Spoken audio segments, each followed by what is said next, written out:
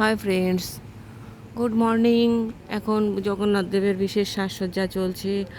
আমি কিন্তু এখন শুধু এনাদের তিনজনের রথ নিয়ে একটু আলোচনা করব। এই জগন্নাথ দেবের রথের নাম নন্দী ঘোষ। একে গরুধ্বজও বলা হয়, কপিধ্বজও বলা হয়।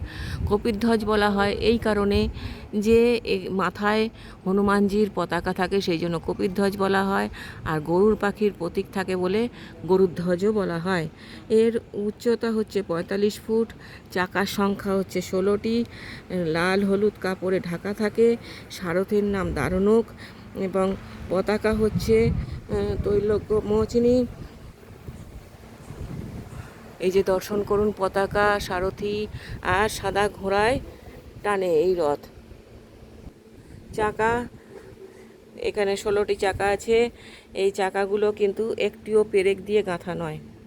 এরপর আমরা দর্শন করছি বলভদ্রদেব। বলভদ্রদেবেরও সাজসজ্জা এখন চলছে।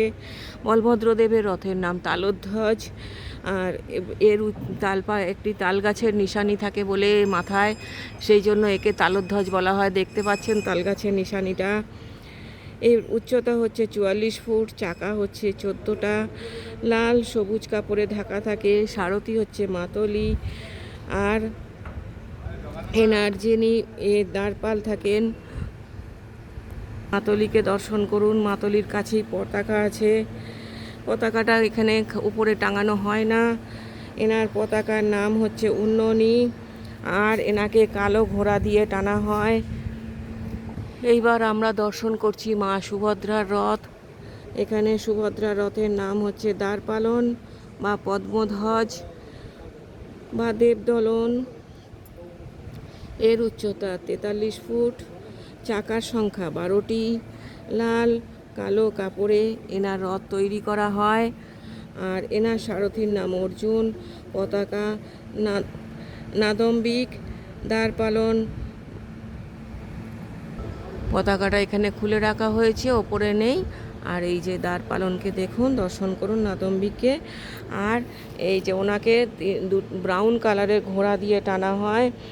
এই দ্বারপালন এর অর্থ হচ্ছে দর্পচূর্ণ বা অহংকার চূর্ণ করা।